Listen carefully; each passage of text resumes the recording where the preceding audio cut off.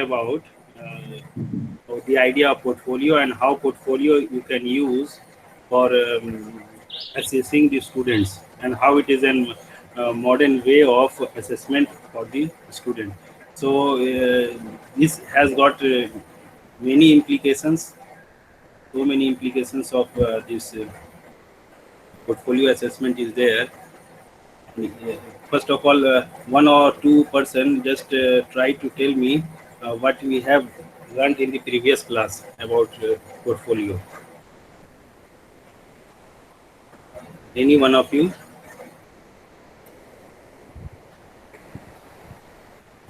So, good morning, sir.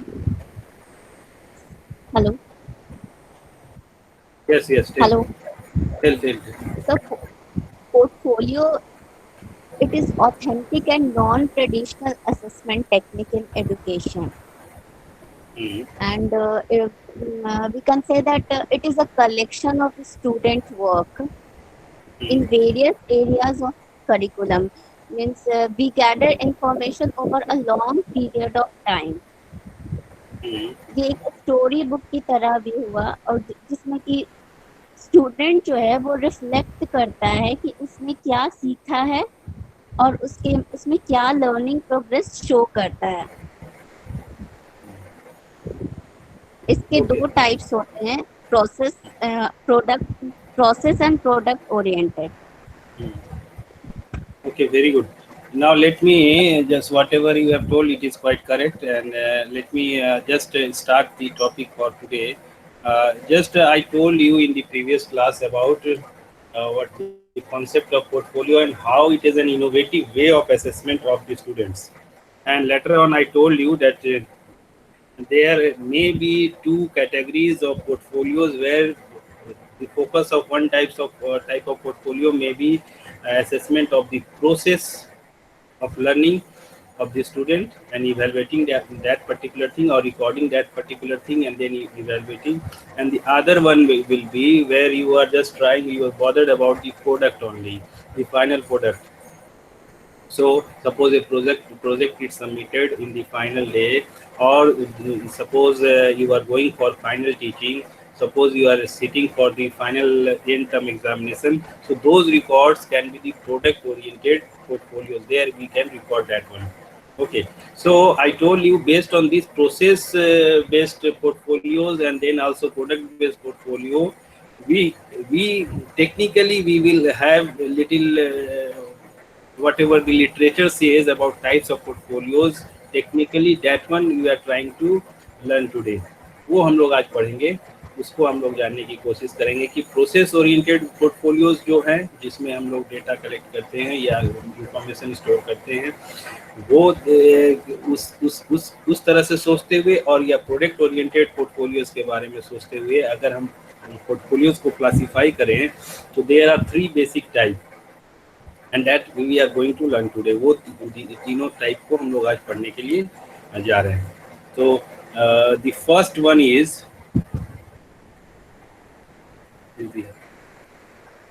The first one is working और developmental portfolio. So in different books you will get different terms. Maximum books you will get the term developmental portfolio.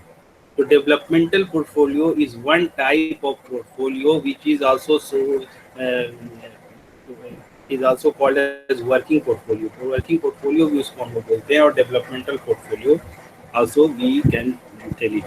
तो ये क्या है developmental portfolio? आपको slide में information सब दिख ही रहा होगा। So where it is basically process oriented.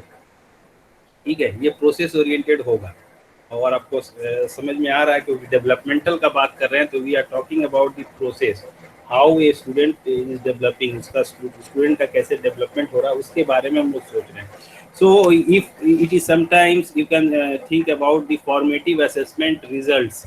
Formation stage में suppose a student has come to a particular class, and then in his first internal examination, then in the second unit test, then in the third unit test, what is the development, what is the progress, और उसको अगर हम लोग record करने की कोशिश करें, उसको अगर हम लोग कहीं ना कहीं रिफ्लेक्ट करने की कोशिश करेंगे, and we can also say that until unless the progress is there, जब तक अगर प्रोग्रेस नहीं दिख रहा है तब तक तो मान लीजिए कि हम लोग लर्निंग का ऑब्जेक्टिव भी अचीव नहीं कर रहे हैं.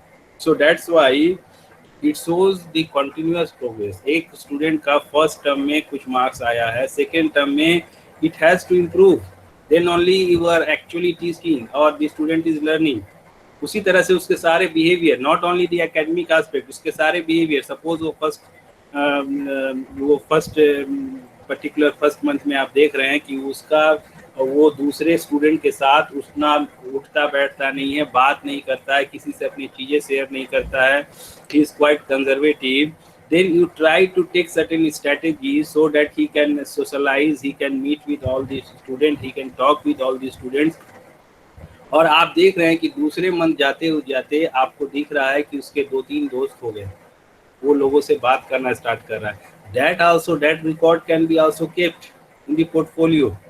Similarly, suppose मैंने पिछले क्लास में भी एग्जांपल दिया था कि suppose you can see that a student handwriting, so he has got a very poor handwriting in the first month or after 2 months, and then you have given feedback that you try to improve your handwriting, and that particular work is also kept in the portfolio. First month या second month का जो भी handwriting का sample है उसको भी आपने portfolio में डाला है.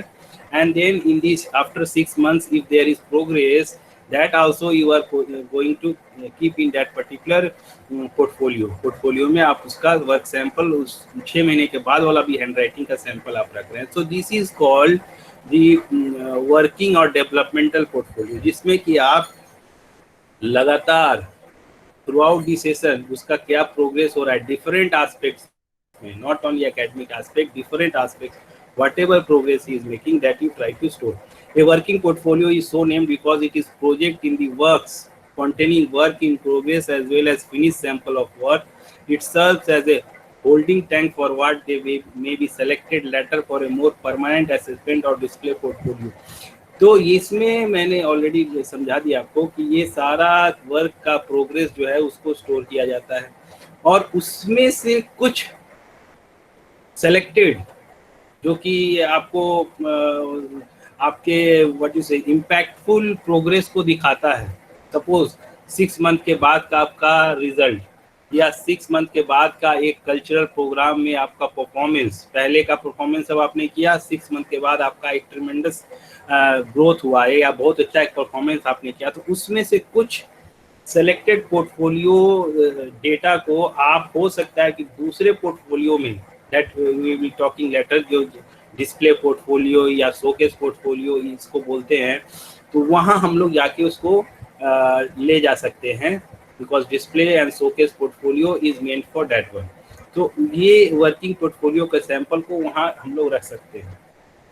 The working portfolio is different from a work folder, which is simply a receptacle for all work with no purpose of the collection. देखिए, एक फोल्डर की तरह नहीं है जैसे हम एक फाइल, अपने मैनुअल जो फाइल रखते हैं जिसमें कि सारा इंफॉर्मेशन आप स्टोर करते जा रहे हैं, है ना. बच्चे का क्लास वर्क का असाइनमेंट, होमवर्क है, उसका प्रोजेक्ट है, ये सब कुछ नहीं, वो आप पर्पसफुल जो आपको लगता है कि उसका प्रोसेस को शो करेगा. Suppose for example the last page of that particular assignment where you have given comments, where you have provided suggestion for the student that what he should do in the next work, that should be stored only. उसी तरह से उसका work पर उस ये नहीं कि पूरा का पूरा कॉपी आप उसका स्टोर करके रख ले रहे हैं सारे पेजेस का, कि आप उसको हैंड राइटिंग का सैंपल के लिए, you can take a particular page snapshot, एक पर्टिकुलर पेज का snapshot, and there is certain purpose behind. आपने जो चीज स्टोर कर रहे हैं वो उसके पीछे कोई पर्पस है, कोई ऑब्जेक्टिव है, उसी के हिसाब से. ये नहीं कि आपके पास फोल्डर अवेलेबल, जैसे रिकॉर्ड्स रखा जाता है ना. अगर आप जाएंगे स्कूल्स में, कॉलेजेस में, बच्चे का पुराना वर्क का रिकॉर्ड को रखा जाता है, 1 साल 2 साल 10 साल, अलग अलग इंस्टीट्यूशन में अलग अलग नॉर्म्स है, सब कुछ रख दिया जाता है.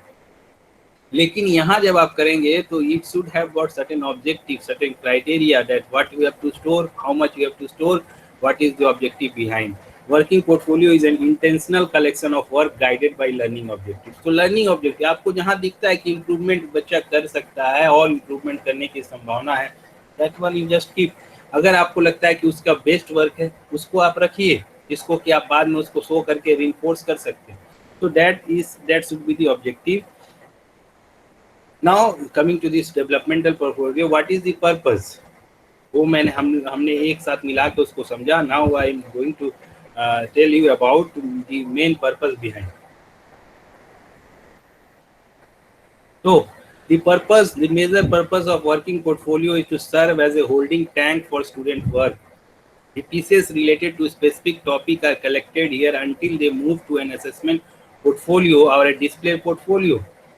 ये जो यहाँ नाम ही आपको पहले से ही दिख रहा है। और जो दो टाइप है पोर्टफोलियो का, that is the second one is assessment portfolio, जिसको इवैल्यूएशन पोर्टफोलियो भी बोलते हैं, and it one more is display portfolio और showcase portfolio. So what you have got, one is developmental portfolio, second one is assessment portfolio or evaluation portfolio, and third one is display portfolio or showcase portfolio. So in that particular developmental portfolio, you can collect the material as per the requirement of assessment portfolio, as per the requirement of the showcase portfolio. एक portfolio से दूसरे portfolio में आप switch कर सकते हैं, matters को इधर से उधर कर सकते हैं, depending upon when the need arises. जब आपको नीड लगता है कि, तो उसको आप उस तरह से आप उसको मूव कर सकते हैं। In addition the working portfolio में be used to diagnose students need. आप स्टूडेंट्स में क्या लर्निंग डिफिकल्टी क्या है, क्या उसको प्रॉब्लम हो रहा है, उसको जानने के लिए you can also use this working a developmental portfolio, so that you can teach accordingly. You go for remediation, you can go for remedial teaching, so that उसका जो problem है उसको आप दूर कर सकें। Here both students and teacher have evidence of student strength and weakness. Student को भी पता होना चाहिए कि उसका स्ट्रेंथ क्या है और उसका वीकनेस क्या है। वीकनेस से वो और ज़्यादा इम्प्रूव कर सकता है, स्ट्रेंथ को वो और इनरिच कर सकता है। So that should be the reason, and the teacher also knows that what is the strength and weakness of the child, and accordingly he can plan his learning plan को उस तरह से वो plan कर सकता है। In achieving learning objective, information extremely useful in designing future instruction के लिए वो use किया। So this is the purpose behind developmental portfolio.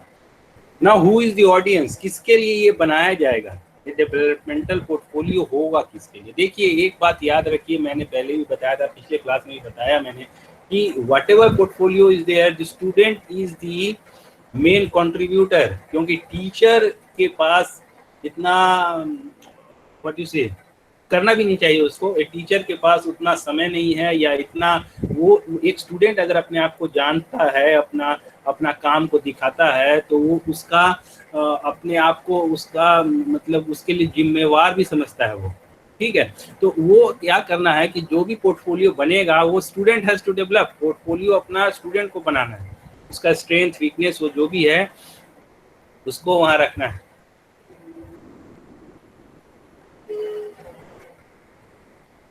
So that should be there. So what I was saying, that the audience will be given it use in diagnosis. The primary audience for a working portfolio is the students. Student उसका audience है, student ही देख सकते हैं अपना strength weakness with guidance from the teacher. See, I told you that portfolio has to be developed, has to be maintained by the student, and also the teacher has to guide. Every time portfolio बन रहा है तो teacher को उसको suggest करना पड़ेगा, या जब भी वो डेवलप करे टीचर के साथ शेयर करके कि सर हम इसको रख रहे हैं, ये सारा। तो actually for the early stages, at the primary stages teacher तो डेवलप भी करने में मैक्सिमम उसका कंट्रीब्यूशन होगा। हायर स्टेज में, जब अभी का स्टेज में अगर आपको पोर्टफोलियो बनाना है, you have to be maximum contributor. आपको कंट्रीब्यूट ज़्यादा से ज़्यादा करना पड़ेगा। Teacher can be only help you और facilitate you what is required and what is not. By working on the portfolio and reflecting on the quality of work contained there, the student becomes more reflective and self-directed. I already told you that reflection is most important. Whatever thing you are keeping in your portfolio, you should reflect upon that one. कि आप उस काम को करके आपको कैसा feel हुआ, आपने उससे क्या सीखा, आपने वहाँ कहाँ उसमें लगा कि मेरा से कुछ कमी रह गया, और नेक्स्ट टाइम आप क्या उसको और इम्प्रूव करेंगे। So that's why you have to give your self reflection, and this you give you direction for your future learning. with very young children. However, the primary audience is the teacher. Already बताया कि ज़्यादा से ज़्यादा अगर primary classes है तो audience के रूप में ये इसको क्रिएट करने के लिए सबसे ज़्यादा स्टूडेंट्स टीचर ही कंट्रीब्यूट करता है, and with the participation of the students उसमें पार्टिसिपेट करते हैं। बेसिकली ये ज़्यादा से ज़्यादा आप बोल सकते हैं कि असेसमेंट पोर्टफोलियो बन जाता है। I will talk about the assessment portfolio later on कि इसमें क्या डिफरेंस है। देन हम तीनों को कंपेयर करेंगे। जब हम तीनों को एक साथ बता देंगे, वर्किंग वाला, शोकेस वाला और इवैल्यूएशन पोर्टफोलियो, तो तीनों को एक बार हम कंपेयर करेंगे and you will also share your ideas. Parents में भी another important audience of working portfolio. Parents जो है वो भी एक इम्पोर्टेंट ऑडियंस हो सकता है आपका वर्किंग पोर्टफोलियो का। So in this way parents can also be, because they can see the progress of the student उसका वर्ड कितना प्रोग्रेस कर रहा है, उसका क्या डेवलपमेंट हो रहा है, तो पेरेंट्स उसको देख के उसको भी हेल्प मिल सकता है। नाउ द प्रोसेस कैसे इसको बनाते हैं। A working portfolio is typically structured around a specific content area. Pieces collected relate to the objectives of that unit and document student progress towards mastery of those objective. हमारा objective क्या है कि ठीक है प्रोग्रेस कर रहा है, पहले वो नोविस लर्नर था, गलतियां कर रहा था, धीरे धीरे उसमें इम्प्रूवमेंट हुआ, and later on when once the time goes on he becomes master. वो मास्टर हो जाता है उस पर्टिकुलर स्किल में, वो पर्टिकुलर कंटेंट में। तो that progress you have to show.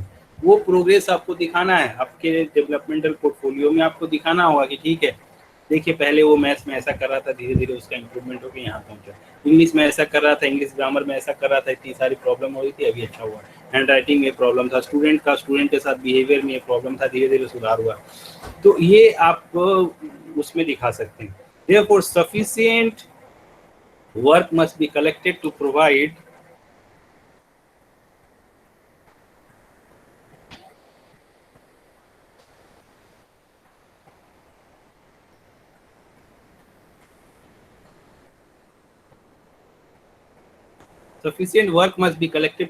ample evidence to our students' achievement. Sufficient work वहाँ पे आपको स्टोर करके रखना पड़ेगा so that the students' achievement can be shown to everyone. आपका उसका रिकॉर्ड होना चाहिए, सब अचीवमेंट का उसका रिकॉर्ड वहाँ होना चाहिए।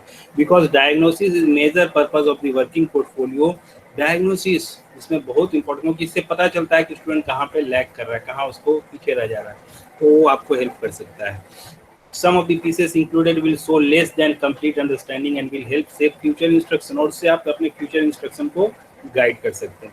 So we have seen that what is developmental portfolio, what is the purpose of developmental portfolio, who are the audience of developmental portfolio, means who are going to use it, who will be benefited about from this, and then what is the process, how to develop that developmental portfolio, कैसे बनाएंगे, उसमें क्या क्या होना चाहिए, वो मैंने बताया। Now the second one is showcase portfolio, इसको दूसरा नाम डिस्प्ले पोर्टफोलियो या बेस्ट वर्क पोर्टफोलियो भी बोलते हैं। So you can see from the word itself, showcase, display, best work, from the नाम से ही आपको है। आपको एक एग्जांपल दूंगा, simple example. Whenever someone enters in your house, the first room comes in front of you is the drawing room. Drawing room रहता है या रेस्ट रूम होता है या गेस्ट रूम होता है। सो उस रूम में जब आते हैं तो टिपिकली हम लोग का उस रूम में एक शोकेस अलमीरा होता है। मैक्सिमम ऑफ द हाउस में आपको दिखेगा कि एक शोकेस अलमीरा होता है, और उसमें हम लोग क्या करते हैं कि अच्छी चीज़ों को रखते हैं, है ना। जो भी आपके घर का सबसे अच्छा पीस है, कोई स्टैचू है, कोई आपका मोमेंटो है, कुछ मेडल्स है, कुछ ट्रॉफी है, और कुछ आपके अचीवमेंट्स हैं, ये सारी चीज़ आप वहाँ पे रखते हैं। ठीक है, आपका वो जो आपका शोकेस, उसको शोकेस बोला भी जाता है, वो टेबल है, शोकेस टेबल है, बहुत लोग अलमीरा भी बनाते हैं। तो उसमें आप सब अच्छा चीज़ों को रखते हैं। ये नहीं करते हैं कि आपका जो एक स्टोर रूम होता है वहाँ से चीज़ ला के वहाँ रख दिया जाए, ये नहीं होता है। You try to keep all the best possible thing in that particular showcase. तो what is the objective? Objective क्या है इसके पीछे? जो ऑब्जेक्टिव इज, हम आप लोग में से कुछ बताइए, it is becoming one way, one of you just say why you used to do that one, that in your first room, in your guest room, in your drawing room, there is one showcase. Typically सारे घर में होता है, चाहे वो बहुत बड़ा घर हो, बहुत रिच फैमिली का हो, या एक मिडिल क्लास का हो, या लोअर मिडिल क्लास का हो, you will find each and every house अपने अपने कैपेसिटी के हिसाब से they have kept one showcase where they used to put the best possible things there. What is the objective behind? क्या objective है? Someone of you can share. कोई share करना चाहेगा? सर। हाँ बोलिए। हाँ सर, हम मोनी बोल रहे हैं। हाँ बोलिए। सर, हम शोकेस के माध्यम से अपना बेटरमेंट शो करना चाहते हैं कि these are the things are the very important of me and my house. ठीक। Anyone more can also share if they want. Sir sir वो ये दिखाता है कि हम लोग का रिफ्लेक्शन दिखाता है कि हम लोग का क्या वर्क में क्या क्वालिटी है और हम लोग कितना अकॉम्प्लिशमेंट कर चुके हैं। ये कौन बोला? Abhilash sir. Again you have answered something else, not my question. Every time that problem is there with you.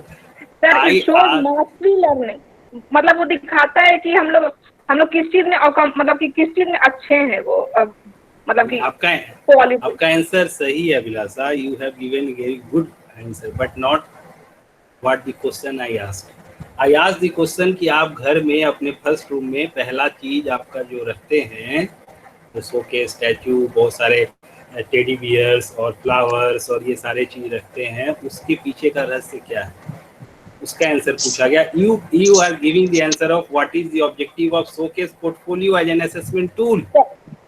Sir उसका ऑब्जेक्टिव यही है कि एक बार में हम लोग को पता चल जाए, मतलब कोई भी एंटर करे तो कि क्या मतलब कि अचीवमेंट मतलब क्या है, एक बार में हम लोग देख सकते हैं एक नजर। ठीक, ओके सर वेरी गुड। हाँ बोलो नीतीश। सर एक लाइन में हम कहेंगे कि वो हमारे जीवन का एक अभिन्न अंग है। ठीक, देखिए आप लोगों ने बहुत अच्छा आंसर किया। मैं जो क्वेश्चन पूछा उसका आपके आंसर बहुत सटीक है, बहुत अच्छा है। Now just I try to add it to that particular answer and then I will go to the showcase portfolio as an assessment tool.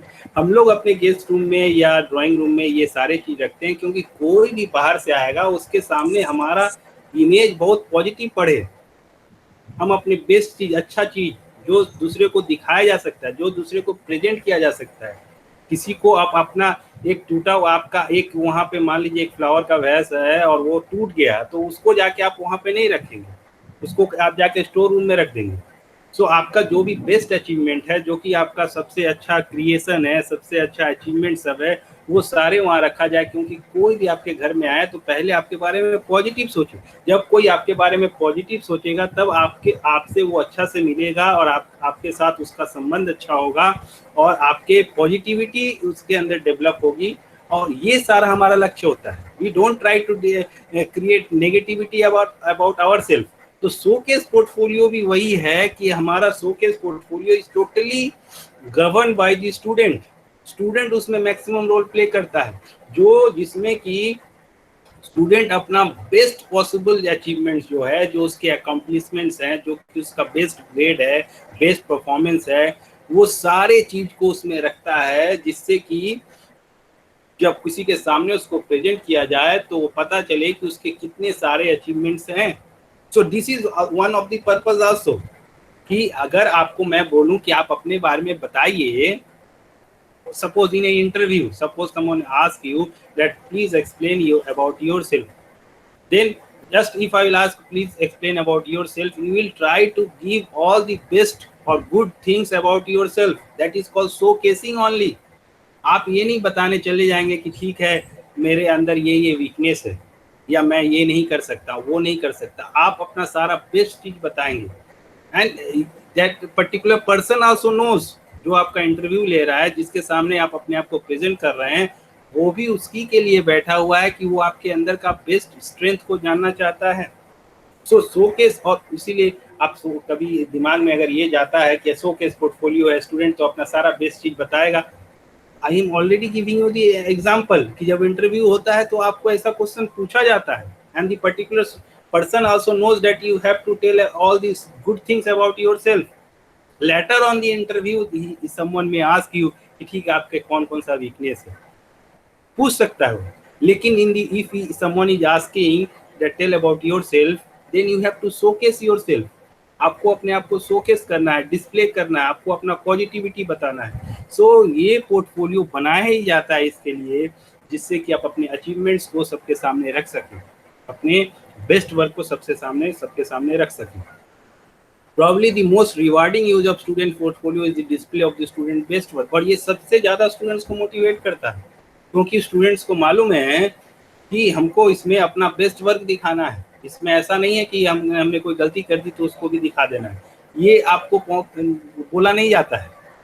आपको अपना बेस्ट तो जैसे आपका फॉर एग्जांपल जो भी आपका सोशल नेटवर्किंग वेबसाइट्स पे अपना प्रोफाइल आप बनाते हैं, व्हाट्सएप पे जो अपना स्टेटस डालते हैं, व्हाट्सएप में जो आप अपना डीपी डालते हैं, this all are showcasing portfolio only, and you take interest because it is in your hand that you put whatever good things is about yourself. Someone what you say, it is in your hand, कोई आपको ये रोकता नहीं है। जैसे कि developmental portfolio हो गया या इवैल्यूएशन पोर्टफोलियो में ये बातें नहीं है, वहाँ पे आपके वीकनेस को भी दिखाया जाएगा, आपका जहाँ कमी रह गई उसके बारे में भी दिखाया जाएगा।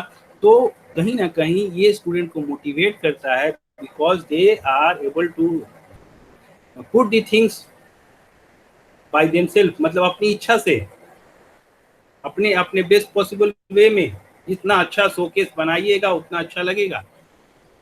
तो the display of the student based work, the work that makes them proud. Students as well as their teachers become most committed to the process when they experience the joy of exhibiting their best work and interpreting its meaning.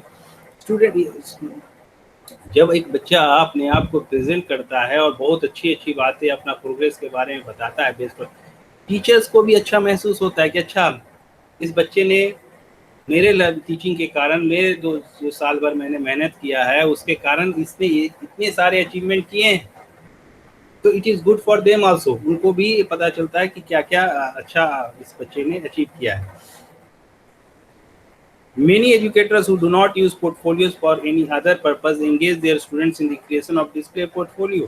बहुत बार तो ऐसा होता है कि जब ये portfolio का जो डेवलपमेंटल पोर्टफोलियो बनाने का समय नहीं है किसी के पास, इवैल्यूएशन पोर्टफोलियो बनाने का समय नहीं है आपके पास, but if you ask the student, because I told you that it is very time taking work, electronic way में तो थोड़ा सा आपको हेल्प हो जा रहा है इसलिए आप बना ले रहे हैं। तो अगर आपको डेवलपमेंटल पोर्टफोलियो बनाने में, क्योंकि आपको वहाँ पे बहुत स्ट्रिक्टली सब चीज़ को देखना पड़ेगा कि सब प्रोग्रेस और सब चीज़ों को आपने सही तरह से वहाँ कलेक्ट किया, रिफ्लेक्ट किया है कि नहीं, उसी तरह से इवैल्यूएशन पोर्टफोलियो में भी एक टीचर को बहुत ज़्यादा कंट्रीब्यूट करना पड़ता है। He has to see everything because it is used for evaluating the student.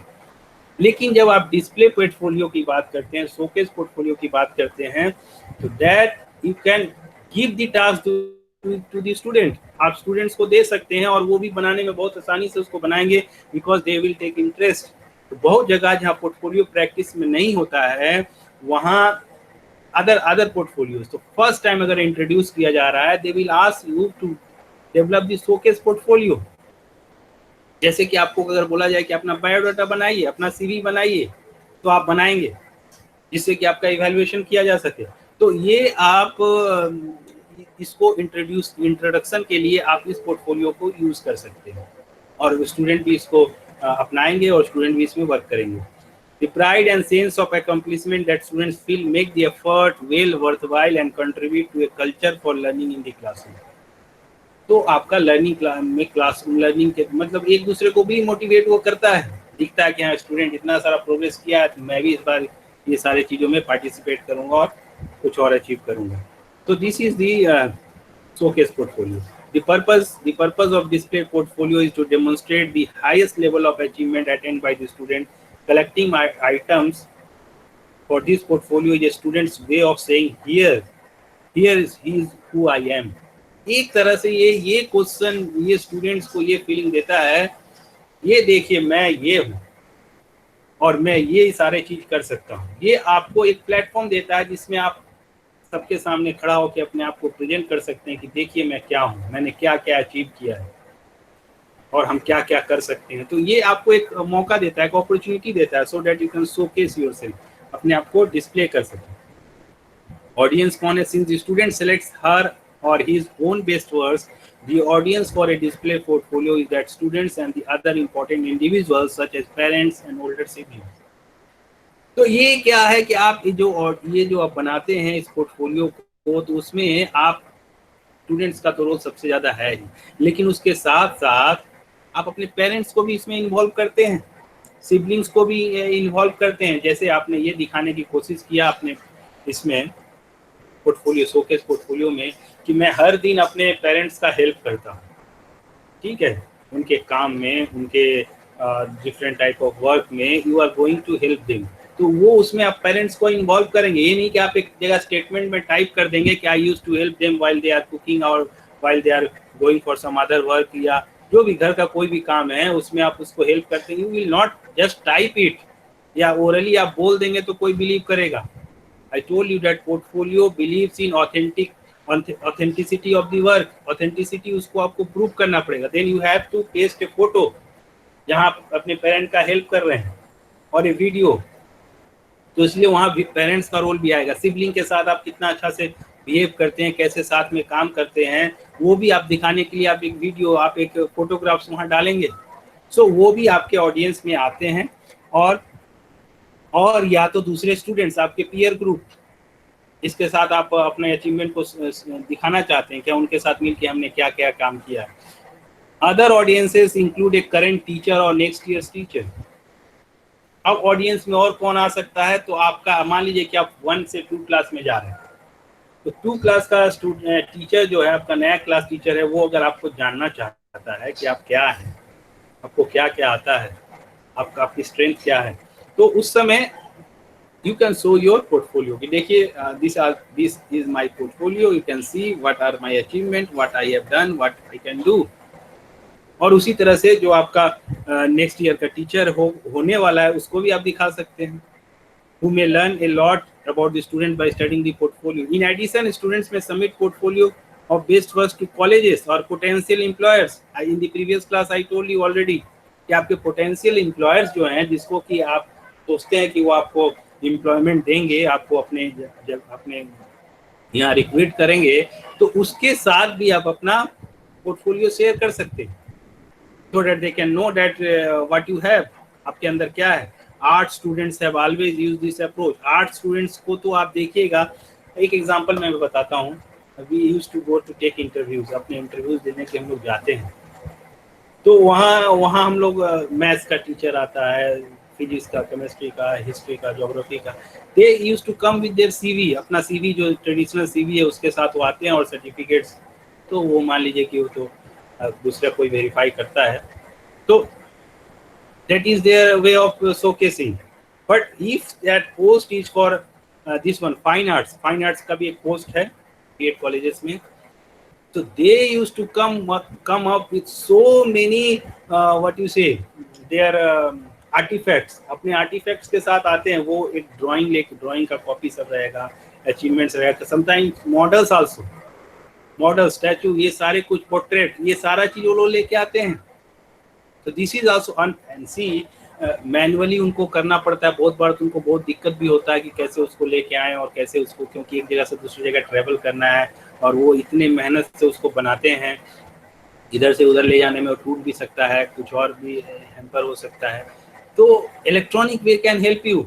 सो आपका शोकेस पोर्टफोलियो आप उस समय बनाते हैं, where you put each and every model, every art, आपका जो भी आर्ट है, आपका जो भी ड्राइंग है, उसको आप इलेक्ट्रॉनिकली प्रिजर्व करके रखें हैं, and then you can show to the your employers, जो भी आपको इंटरव्यू ले रहे हैं उसको आप दिखाइए, they can see it electronically, आपको देख सकते हैं, आपको ड्राइंग करते हुए देख सकते हैं, एक वीडियो बना के रखिए।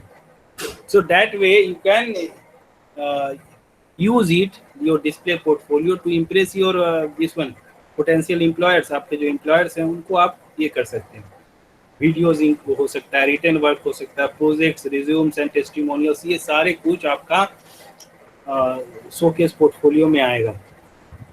And I am just let me tell you that आप लोग का भी प्रैक्टिस होना चाहिए। Nowadays time you have got, you should try to prepare certain videos, YouTube videos कुछ बनाइए, क्योंकि YouTube videos has got maximum access, बहुत लोगों के पास उनका एक्सेस है और वो आपको हेल्प कर सकता है आपके मैक्सिमम विजिबिलिटी के लिए।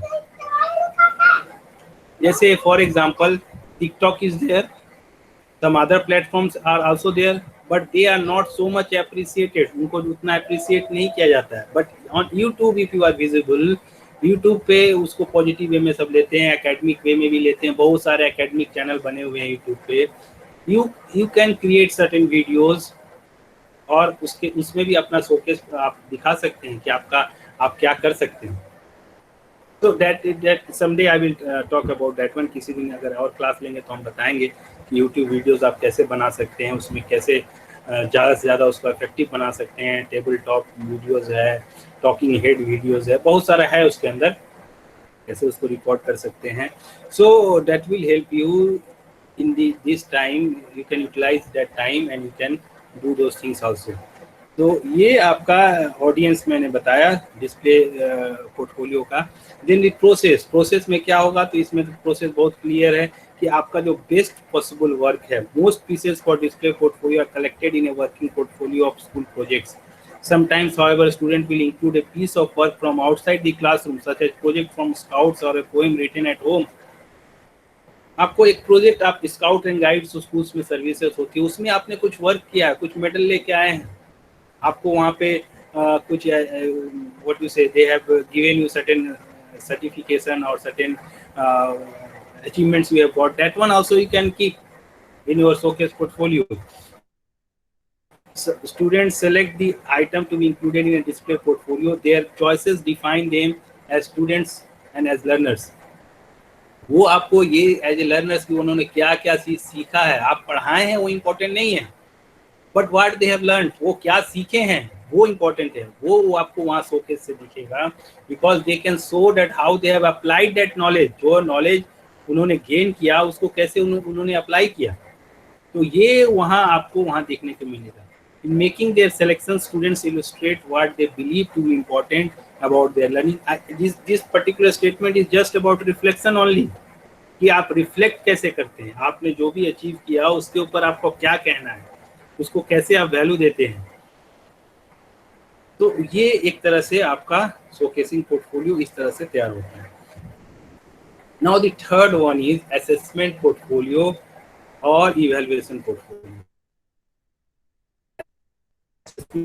Portfolio or evaluation portfolio. Now this is the most important one. This is the actual way of using portfolio. अगर portfolio को assessment के लिए use करना है, because the topic itself is also there. जो topic मैं आज पढ़ा रहा हूँ पिछले क्लास से मैं जो अभी लेके आया, it is about portfolio as an assessment tool, portfolio as an assessment device. तो ये जो आपका प्रोसेस पोर्टफोलियो या डेवलपमेंटल पोर्टफोलियो था या आपका शोकेस पोर्टफोलियो था, these all are little bit not directly related to assessment of that particular child, लेकिन जो portfolio as an assessment device की तरह यूज होगा, उसका पर्पस ही है बच्चे को ग्रेड देना, मार्क्स देना, उसको उसके बारे में एक डिसीजन लेना, वो आपका पोर्टफोलियो असेसमेंट पोर्टफोलियो या इवैल्यूएशन पोर्टफोलियो कहलाएगा। यहाँ टीचर्स का रोल सबसे ज़्यादा है, जो कि आप सोच सकते हैं प्रोसेस और शोकेस में आप कम देख सकते हैं, शोकेस में सबसे ज़्यादा सबसे कम है, प्रोसेस में थोड़ा बहुत है, लेकिन असेसमेंट पोर्टफोलियो में टीचर्स का रोल बहुत ही इम्पोर्टेंट है एंड स्टूडेंट आल्सो, क्योंकि स्टूडेंट को भी मालूम है कि अगर हम सही से नहीं काम करेंगे तो उनका असेसमेंट रिजल्ट गलत आएगा, कम आएगा, अच्छा नहीं आएगा, उनका बेस्ट पॉसिबल ग्रेड वो अचीव नहीं कर सकेंगे। The primary function of an assessment portfolio is to document what a student has learned. The content of the curriculum then will determine what students select for their portfolio. Their reflective comments will focus on the extent to which they believe the portfolio entries demonstrate their mastery of the curriculum objective. जो भी आप इसमें भी आप अपना collection सब show करेंगे, ठीक है, लेकिन प्राइमरी ऑब्जेक्टिव क्या रहेगा कि टीचर जो भी आपने पोर्टफोलियो में डाला है, जो भी सिलेक्शन करके आपने डॉक्यूमेंट्स, टेक्स्ट, वीडियो पिक्चर्स, ये सब डाले हैं, और उसके बाद कुछ रिफ्लेक्शन आपने लिखा है कि उसके बारे में आपका क्या फीलिंग है, आप उससे क्या जानते हैं, क्या सीखे हैं, उसको कहाँ यूज किए हैं, उसको देखते हुए teacher will try to evaluate you, आपको इवेलुएट वो करेगा, आपको ग्रेड देगा. So that is important. For example, if the curriculum specifies persuasive, narrative and descriptive writing, an assessment portfolio should include example of each type of writing. अगर आपके curriculum में objective में है कि ये पर्टिकुलर ग्रामर पढ़ने के बाद बच्चे को डिस्क्रिप्टिव राइटिंग आना चाहिए, नैरेटिव्स लिखना आना चाहिए, तो आपका पोर्टफोलियो में आपने इंग्लिश में कितना अच्छा किया वो ही नहीं, सिर्फ आपके पास एक डिस्क्रिप्टिव राइटिंग का सैंपल होना चाहिए, या आपने एक डिस्क्रिप्टिव राइटिंग है जो कि आपका स्कूल का मैगजीन में पब्लिश हुआ है, वो आपको दिखाने की जरूरत है, या न्यूज़पेपर में आया है वो दिखाया जाए. तो कहीं ना कहीं आप करिकुलम के साथ उसको जोड़ते हैं, और फिर उस करिकुलम को देखते हुए आप बच्चे का अचीवमेंट देखते हैं, और फिर उसको मार्क्स देने का, ग्रेड देने का कोशिश करते हैं. Similarly, if the curriculum calls for the mathematical problem solving and the mathematical communication, then the assessment portfolio will include entries documenting both problems. ना ऑडियो बंद कीजिए जो भी ऑन किए. will include entries documenting both problem solving and communication possibly in the same entry. तो आपको अगर आपका मैथ्स में आपको अचीवमेंट दिखाना है, मैथ्स के ऑब्जेक्टिव्स को फुलफिल कर रहे हैं कि नहीं, और मैथ्स के करिकुलम में प्रॉब्लम सॉल्विंग है, तो प्रॉब्लम सॉल्विंग से रिलेटेड आपका कोई सैंपल ऑफ वर्क या कोई व्हाट यू से आपका एप्लीकेशन वाला कोई प्रॉब्लम आपने अपने घर में ही कोई प्रॉब्लम सॉल्विंग किया है, मैथमेटिकल प्रॉब्लम सॉल्विंग, उसको आप इंक्लूड करें. तो ये आपका उस तरह से आपका इवैल्यूएशन हो सकता है. पर्पस क्या है इसका? The primary purpose of an assessment portfolio is to document student learning on specific curriculum outcomes. आपका करिकुलम है, करिकुलम में ऑब्जेक्टिव सेट किया हुआ है, आउटकम सेट किया हुआ है, उसके साथ आपको तुलना करके देखा जाता है कि आप कितना अचीव किए हैं. As such, the items in the portfolio must be designed to elicit the knowledge and skill specified in the outcomes. तो जो भी आपका नॉलेज एंड स्किल्स जो आप उसमें स्पेसिफाई किए हैं वो आप कितना अचीव कर रहे हैं. It is the assessment task that bring the curriculum outcomes to life only by specifying precisely what student must do and how well they must do it. To these statements of learning have let me just these all many things are written. Let me summarize. See, ये एक तरह से आपका जो जैसे आपका हमारा एक करिकुलम है, आप लोग को एमएड का करिकुलम मिला है, बीएड का करिकुलम बच्चों को मिलता है, सो उनके साथ उसका एक ऑब्जेक्टिव है हर एक पेपर का, और वो ऑब्जेक्टिव में आप कितना अचीव कर रहे हैं उसके आधार पे आपको मार्क्स दिया जाता है, आपका परसेंटेज तय होता है या जो भी तय होता है. तो वो आपका और ये curriculum, let me again tell you that curriculum means not only the 4-5 subject, other post scholastic and other activities also. उसका भी एक ऑब्जेक्टिव है कि उसमें क्या क्या है. एक 5 क्लास का बच्चा है तो वो कितना सोशलाइज होना चाहिए, किस हद तक सोशलाइज होना चाहिए, क्या उसकी मतलब कब बोला जाएगा कि वो, हम बोलते हैं ना कि ये तुम तो 5 क्लास में चले गए और तुमको पता नहीं है कैसे बात किया जाता है, तुम 6 क्लास में चले गए तुमको पता नहीं कि ये अपने प्रिंसिपल से आपको कैसे कम्युनिकेट करना है, या अपने दोस्तों के साथ कैसे ये करना है. तो ये आपको ध्यान देना होगा कि आप कैसे बच्चों को असेसमेंट कर सक रहे हैं उनके करिकुलम के हिसाब से. So that should be taken care of. Assessment portfolios may be used to demonstrate mastery in any curricular area. They may span any period of time from one unit to the entire year, and they may be dedicated to one subject or many subjects. So, एक subject के लिए भी आप बना सकते हैं assessment portfolio, या सारे स्कूल के सारे सब्जेक्ट के लिए भी आप बना सकते हैं. ऑडियंस क्या है? There are many possible audience for assessment portfolio.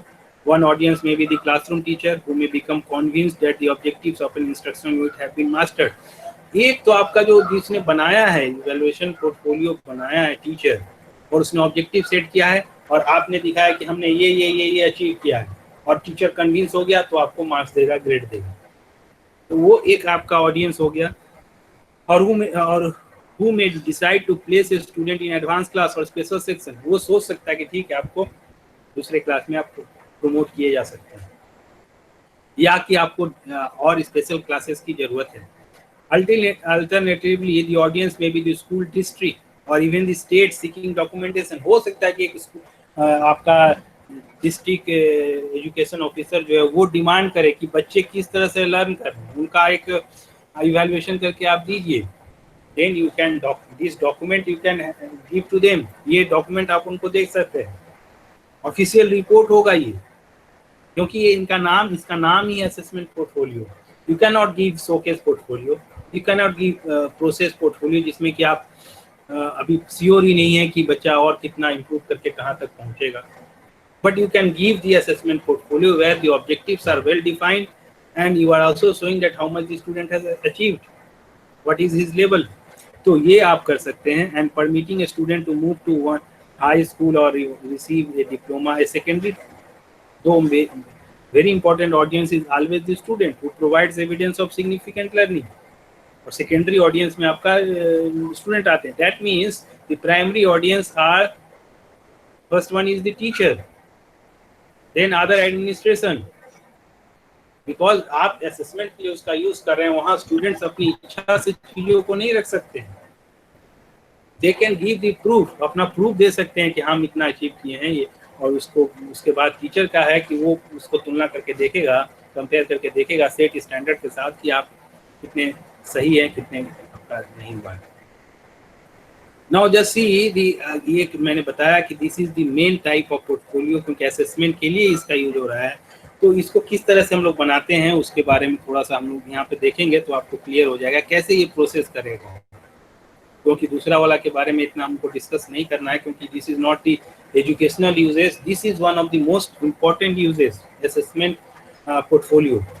There are 8 basic steps in developing an assessment portfolio. Assessment portfolio बनाने का 8 बेसिक स्टेप्स है। Since portfolio entries represent a type of performance, these steps resembles the principles for developing good performance assessment. तो पहला step क्या है? Determine the curricular objective to be address to the portfolio. आपका portfolio जो suppose, मेरे दिमाग mind से हमेशा मैथ्स ही निकलता है, सपोज आपका हिस्ट्री का ऊपर आप एक असेसमेंट पोर्टफोलियो बना रहे हैं, ठीक है? तो आप उस पर्टिकुलर हिस्ट्री का सपोज क्लास 8 का बना रहे हैं, तो आपको पहले वेल डिफाइंड ऑब्जेक्टिव्स होना चाहिए कि आपका हिस्ट्री का करिकुलम का ऑब्जेक्टिव क्या है, and that you are trying to check that those objectives are being made by the student or not, students ने उनको अचीव किया कि नहीं। Determine the second one, determine the decisions that will be made based on the portfolio assessment. Second one is that आपको फिर ये decision लेना पड़ेगा कि इस पोर्टफोलियो में बच्चे का जो अचीवमेंट रहेगा उसके आधार पे आप क्या डिसीजन लेने वाले हैं। It can be that you have to promote the student to the next class, ये हो सकता है कि आप पेरेंट्स को बताने वाले हैं, ये हो सकता है कि आपका प्रिंसिपल को आप रिपोर्ट करने वाले हैं। तो दैट वन यू डिसाइड कि आप पोर्टफोलियो का यूज किस लिए कर रहे हैं, ठीक है? Will the assessment be used for high stakes assessment at certain levels of schooling, ठीक है, जो मैं बता रहा था, that is already written there. Design assessment task for the curriculum objective, then you try to decide the task. अब task तब decide कीजिए कि वो जो ऑब्जेक्टिव सेट किए हैं वो ऑब्जेक्टिव बच्चा अचीव किया है कि नहीं, उसको दर्शाने के लिए, उसको प्रदर्शित करने के लिए कुछ टास्क बच्चे को दीजिए। ये नहीं कि स्टूडेंट खड़ा होकर बोल देगा हाँ हमको आता है हिस्ट्री, सब जानते हैं 8 क्लास का हिस्ट्री, और आप बोल दिए क्या हो गया। You have to design assessment task, ensure that the task matches instructional intention and adequately represent the content and the skill. तो टास्क आप दिखाइए, दीजिए आप। इसके साथ साथ आपको ये भी इंश्योर करना है कि whatever teaching you are doing, how you are transacting the curriculum, आपको तो एज ए टीचर पढ़ाना भी है ना, स्कूल में आप पढ़ा रहे हैं, डिफरेंट मेथड यूज कर, different instructional medium, teaching add use करके, वो भी कहीं ना कहीं बच्चे को उस टास्क को करने में हेल्प कर रहा है, ये आपको देखना पड़ेगा। तो that one you have to see कि आप जो पढ़ा रहे हैं, जैसे होता है ना कि आपने तो ये पढ़ाया ही नहीं और आप टास्क दे दिए, आउट ऑफ सिलेबस हो गया, नहीं, ये नहीं होना चाहिए। आपने जिस तरह से पढ़ाया है वो भी कहीं ना कहीं आपका उसके साथ सिंक्रोनाइज होना चाहिए, आपने जो टास्क दिया है उसके साथ सिंक्रोनाइज करना चाहिए। This consideration will ensure the validity of the assessment task, इससे आप अपने असेसमेंट को वैलिड बोल सकते हैं। अदरवाइज स्टूडेंट्स विल कंप्लेन, पढ़ाएं तो कुछ है ही नहीं, टास्क दे दिए। Sometimes it happens in higher class also, sometimes कोई टॉपिक आपको, जनरली बहुत बार ये सुनने में आता है कि सारा चीज प्रेजेंटेशन बनाने के लिए दे दिया गया, होता है ना, बहुत बार ऐसा होता है, स्टूडेंट की तरफ से आता है कि ये यूनिट के सारे टॉपिक तो हमको प्रेजेंटेशन के लिए असाइनमेंट मिल गया, पढ़ाना तो है नहीं। तो ये तरह का concern, I am just taking this example, ये कंसर्न कितना सही है कितना गलत है वो उसके बारे में मैं डिस्कस नहीं कर रहा हूँ। लोअर क्लास में तो आप कभी भी ऐसा नहीं कर सकते कि आप पढ़ाएं नहीं और बोल दें कि इसको टास्क करो। हायर क्लास में आप कर सकते हैं, but you as a teacher should determine. Maybe my philosophy is that as a teacher मैं तो हमेशा ये डिसाइड करता हूँ कि मैं असाइनमेंट भी दूंगा और पढ़ाऊंगा भी। सो डेट इज, अगर मैं असाइनमेंट देता हूँ और वो भी क्योंकि हमको मालूम है कि कौन सा चीज़ कितना इंपॉर्टेंट है, स्टूडेंट का भविष्य के लिए कितना जरूरी है, and until unless I teach the particular thing I am not satisfied. अगर मैं सेटिस्फाइड नहीं हूँ then how can I see that my students are satisfied?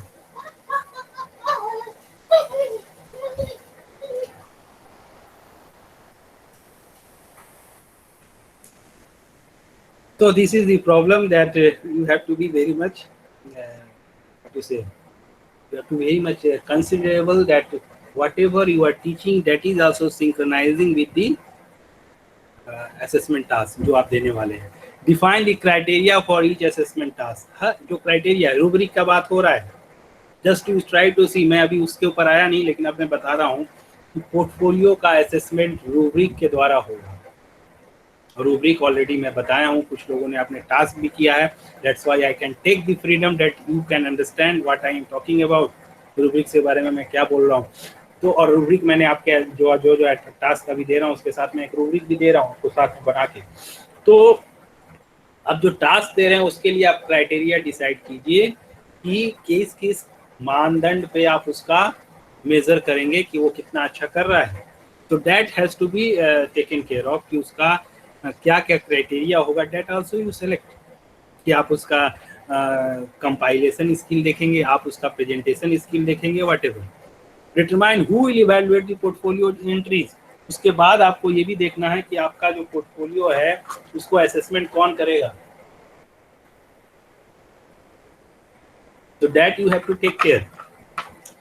Sometimes to increase the validity of the assessment, you may include externals. आप externals को include कर सकते हैं।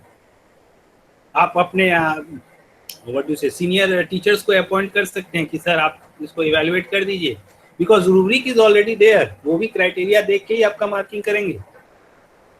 Will they be teachers from the students' own school, teachers from other school, or does the state identify the trained evaluators? तो अलग अलग evaluator हो सकता है, वो आपको सोचना है पहले से।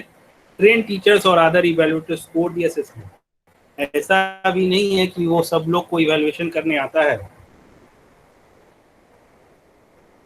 तो that's why you have to be very careful that how you are evaluating the students. You must have got that actual the skills required for evaluating. Teach the curriculum, administer assessment, collect. Curriculum आप transact कीजिए, assessment जो आपने किया वो assessment सब आप करिए, collect them in portfolios, score, assessment. तो आप पोर्टफोलियो सब कलेक्ट कीजिए और फिर आप उसका स्कोर सबको असेसमेंट करिए। As determine in step 2। Step 2 के में जो बताया गया था कि आपको किस तरह का डिसीजन लेना है, वो डिसीजन सब आप लीजिए कि बच्चे को प्रमोट करना है या उसके पेरेंट्स को कम्युनिकेट करना है या एडमिनिस्ट्रेटर को कम्युनिकेट करना है।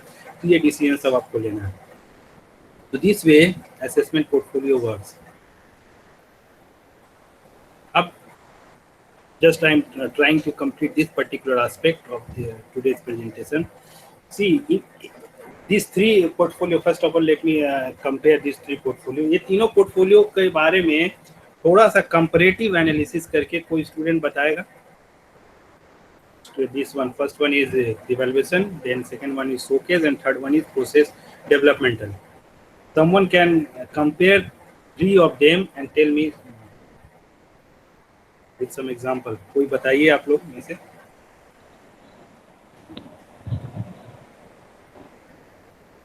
बोलिए। सर अरुंधति बोल रहे हैं।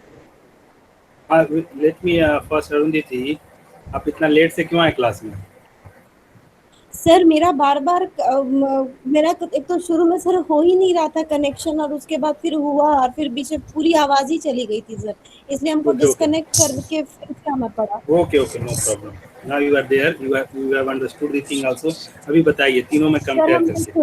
पहला वाला हम सर नहीं वो कर पाए थे, दूसरा और तीसरा showcase portfolio evaluation. So just wait for 5 minutes. Let the other person tell who has listened everything. Then you may be okay adding sir. to that. आप बाद में ऐड कीजिएगा। तो तीनों चीज सुने, हाँ तो तीनों चीज सुने, उनको बात करेंगे। So hello. और कोई बताइए। तो फर्स्ट वन है वर्किंग पोर्टफोलियो। सर ये शो करता है कि स्टूडेंट कितना डेवलप किया है, या बेसिकली स्टूडेंट्स के ग्रोथ को डेमोन्स्ट्रेट करता है। स्टूडेंट को कितना डायग्नोस करना है, कहाँ पर क्या स्टूडेंट का स्ट्रेंथ है, क्या वीकनेस है, जो हेल्पफुल होता है फ्यूचर इंस्ट्रक्शन को डिजाइन करने में। सेकंड वन है शोकेस पोर्टफोलियो। ये स्टूडेंट के बेस्ट वर्क को शो करता है, स्टूडेंट के अचीवमेंट लेवल, उसके हाईएस्ट लेवल ऑफ अचीवमेंट को शो करता है कि स्टूडेंट क्या है और वो क्या कर सकता है।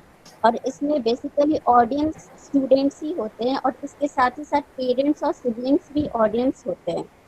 Third one is assessment portfolio. Assessment portfolio students ने क्या लर्न किया है इस चीज को शो करता है।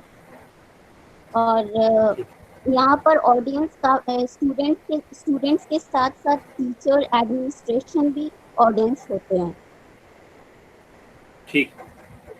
So basically you have understood the thing. तीनों में कंपेयर करके आप देख सकते हैं, एक प्रोसेस दिखा रहा है, एक आपको अपने आप को प्रेजेंट, आपका बेस्ट वर्क दिखाने के लिए, और एक एक्चुअल असेसमेंट के लिए यूज हो रहा है।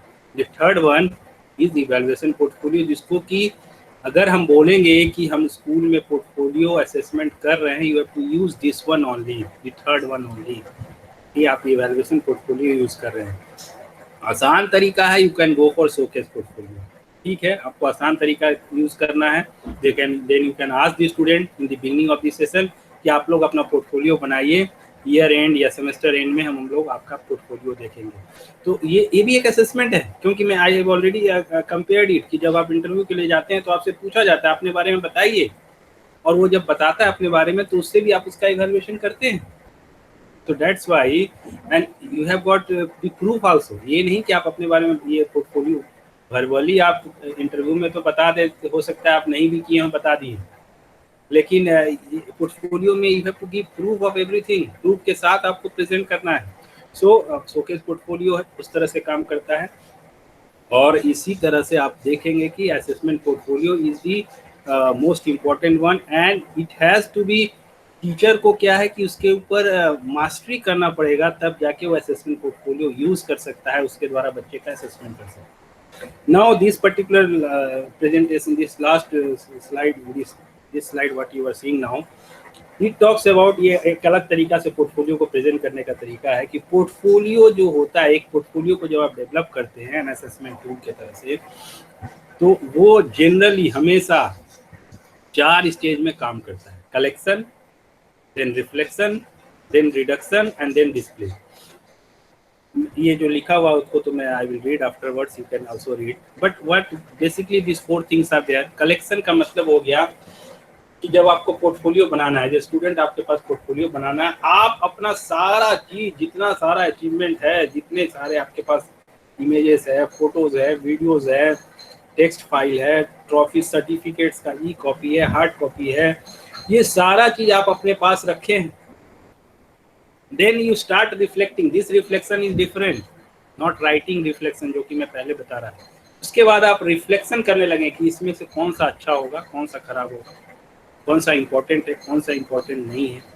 तो you reflect and then you reduce तब उसमें से आप कुछ रिड्यूस, ऐसा नहीं कि आप पोर्टफोलियो अपना प्रेजेंट करना शुरू कर दिए 50 पेज में आपका पोर्टफोलियो है, वो इसी के पास इतना समय नहीं है कि वो इंटरेस्ट लेके इतना देखेगा।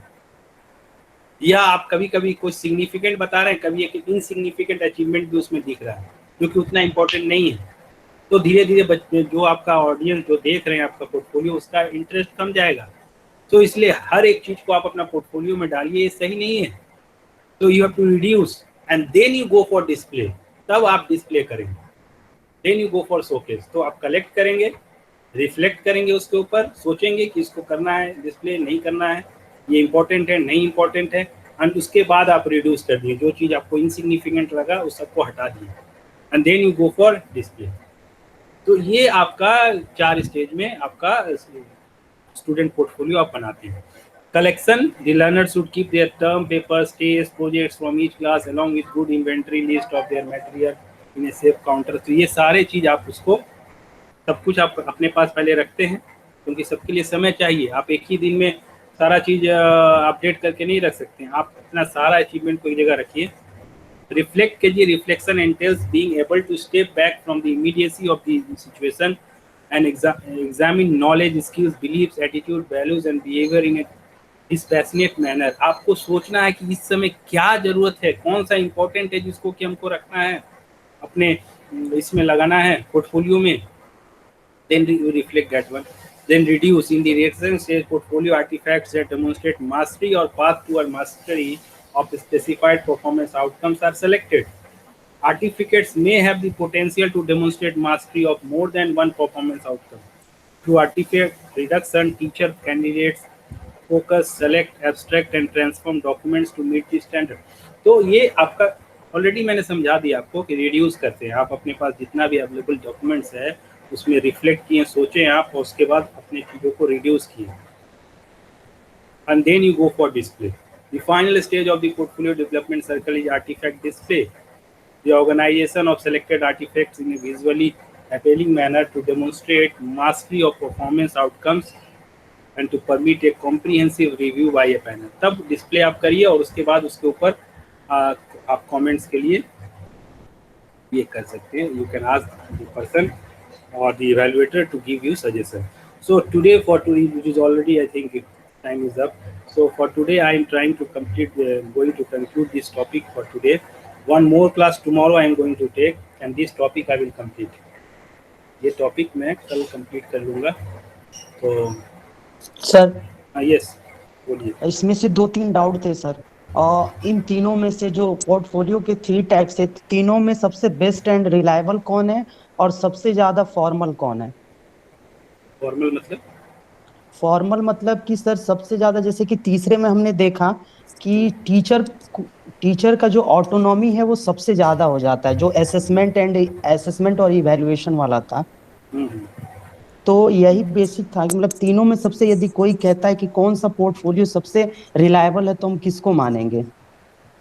देखिए मैं तो ऑलरेडी बताया कि हर एक पोर्टफोलियो का इम्पोर्टेंस है, कोई रिलायबल और कोई रिलायबल का बात नहीं है। एज ए पोर्टफोलियो असेसमेंट जिस टॉपिक के बारे में बात कर रहा हूँ वो portfolio assessment is the third type, इसीलिए मैंने उसमें स्टेप्स भी बताया। ठीक है, अभी नेक्स्ट क्लास में मैं स्टेप्स को और थोड़ा सा डिस्कस करूँगा थोड़ा और डिटेल में। तो वो एक्चुअल मतलब अगर हम पोर्टफोलियो को जानते हैं तो अगर आपको कम समय में अगर आपको ब्रीफ में लिखना है तो पोर्टफोलियो के बारे में जब भी लिखें आप तो यही सारा स्टेप्स लिखिए आप। और सारे जो और दूसरे पोर्टफोलियो, शोकेस पोर्टफोलियो का इम्पोर्टेंस है, बहुत बड़ा इम्पोर्टेंस है। मैंने बोला ना कि जब आप इंटरव्यू के लिए, बार बार मैं उस क्वेश्चन को आपको बार बार एग्जांपल दे रहा हूँ, इंटरव्यू में जब बैठते हैं the employer used to ask you कि आप अपने बारे में बताइए। It is the opportunity to give, he is giving opportunity to showcase yourself। आपको शोकेस करने के लिए ही बोल रहा है, चाहे वो IAS का इंटरव्यू हो, चाहे वो कोई 4th ग्रेड एम्प्लॉय का इंटरव्यू, अगर इंटरव्यू प्रोसेस से वो ले रहा है तो वहाँ पे भी आपको यही बोला जाता है कि आप अपना शोकेस कीजिए। और उसका बहुत बड़ा इंपॉर्टेंस है, ये बहुत जरूरी है क्योंकि समय उसके पास कम है। आपका एम्प्लॉयर जो है वो आपके सर्टिफिकेट्स, आपके डॉक्यूमेंट्स और ये सारा चीज़ देख के जब तक आपके बारे में समझेगा, he gives you one opportunity that you know yourself best.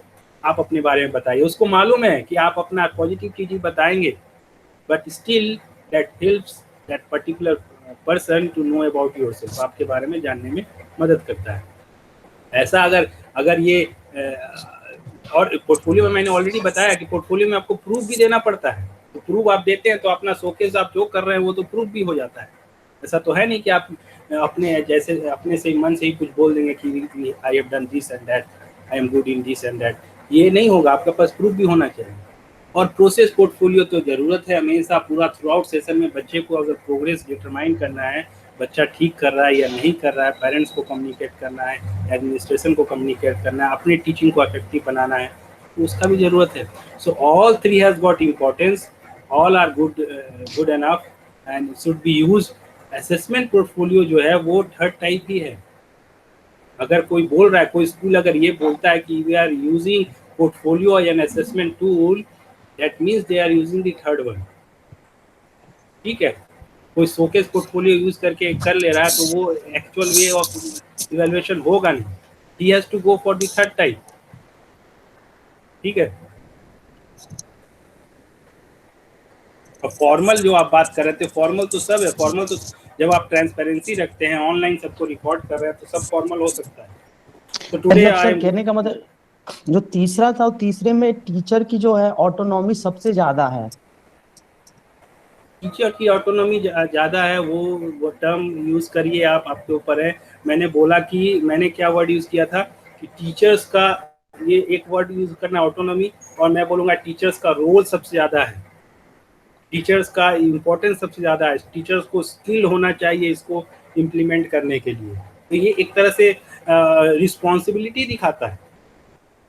ठीक है, उनकी रिस्पॉन्सिबिलिटी दिखाता है। ऐसा नहीं कि आप कुछ किए हैं और उसके बाद भी टीचर उसमें अपने ऑटोनॉमी लिख के बोल देगा कि नहीं आप प्रॉपर नहीं है, because rubric is already there. Rubric आपने पहले टास्क के पहले आप रूब्रिक बनाते हैं। मैंने हमेशा बोला, मैं अभी आपको असाइनमेंट देता हूँ, पहले रूब्रिक आपको दिया जाता है, देन आई एक्सपेक्ट समथिंग। तो रूब्रिक के हिसाब से आपने सही काम किया है तो I have to give you grade, आपको देना है ग्रेड। तो इसलिए उसका रोल ज़्यादा है। ऑटोनॉमी की जगह हम अगर ये बात यूज़ करें कि he has got more responsibility to do in this particular, इसीलिए मैंने बोला कि इसमें सेकेंडरी ऑडियंस में स्टूडेंट हैं। स्टूडेंट बाद में देखते हैं कि हाँ टीचर हमारा इवैल्यूएशन किए हैं, ऐसा ऐसा हुआ है।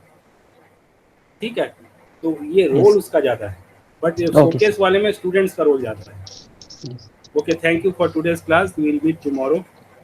Thank you, Most hopefully you will be meeting tomorrow. Our class will be around I think